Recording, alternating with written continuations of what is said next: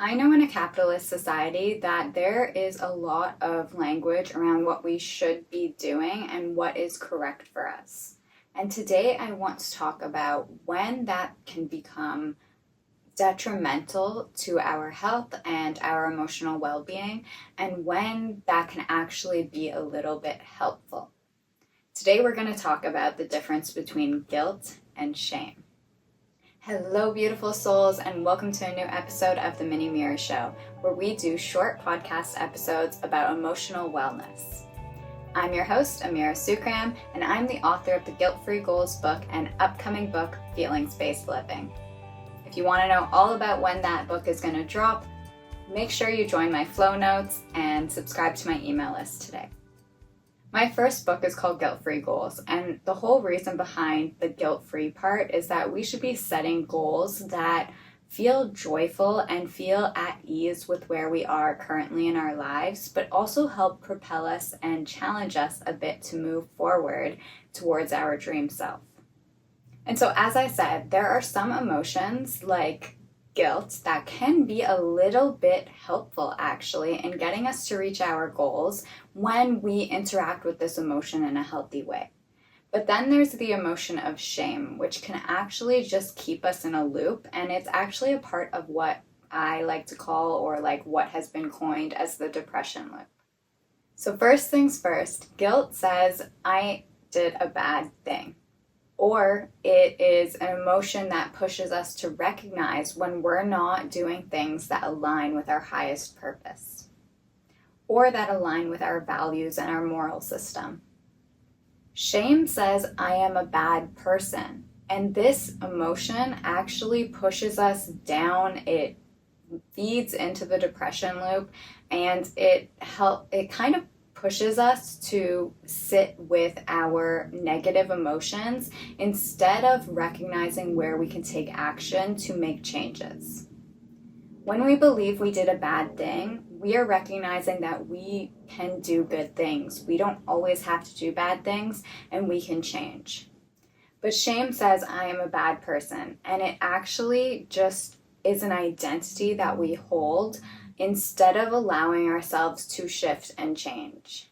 So the depression loop is this idea that when we feel depressed, we start to have negative thoughts that are shameful, and those shameful thoughts lead us to want to not take action, and from not taking action, we are more lethargic, we're more tired, and we actually feel more shameful because we're not doing anything. And then it becomes this loop of we're not doing anything, we feel shameful, we're depressed, we're not doing anything, we feel shameful, we're depressed. And at a certain point, we have to break that loop in some way by taking action to do things that make us feel a little more joyful, or maybe not to feel anything at all, but just that help us with our well-being.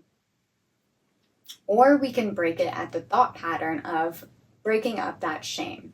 Instead of telling yourself you're a bad person, you can start to see where your actions might be a little detrimental to who you want to be and your dream self, and start making changes to those actions and the way that we treat other people.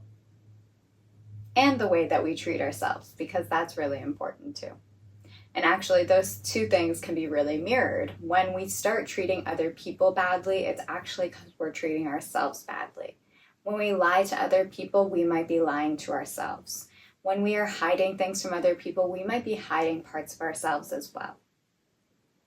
So relationships are just mirroring this back to us. And when I think about relationships and I think about guilt and shame, I recognize the difference between guilt being like, I did a bad thing, I'm willing to change, I'm sorry, and shame being like, well, I'm just a bad person. I'm not going to make those changes because this is who I am.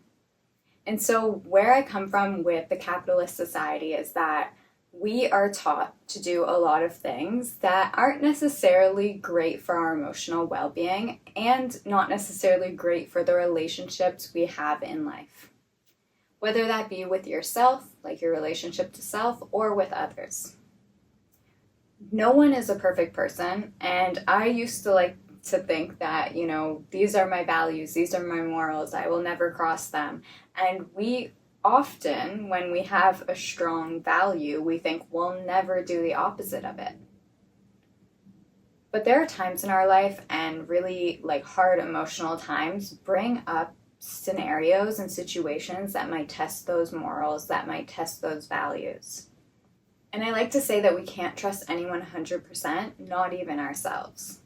So when we strongly believe, like, I will never do that thing, we can change at any time. We can be around new people, we can expand our mindsets, and we can actually do that thing that we said we would never do.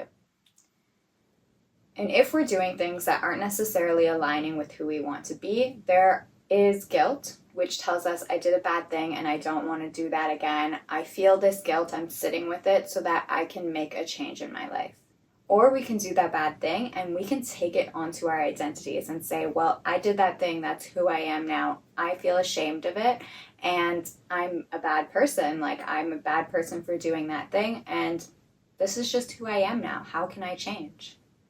So for this week, I want you to sit with the idea of guilt versus shame and recognize within yourself where you are taking what you're doing, the actions you're doing, as an identity, to be like, oh, this is just who I am, and recognize that shame in yourself. Versus recognize where you're maybe not doing the things you want to do, but you're feeling a little bit guilty about it, and how can you sit with that guilt and sit with that maybe goal or action and make a change for your future. So where are you feeling guilt in your life, and where are you feeling shame? And how can you sit with those emotions and allow them to transform into something new, into new actions, into new thoughts, into new beliefs, and ultimately into new feelings? That's it for this week on the Mini Mirror Show. Thank you so much for being here.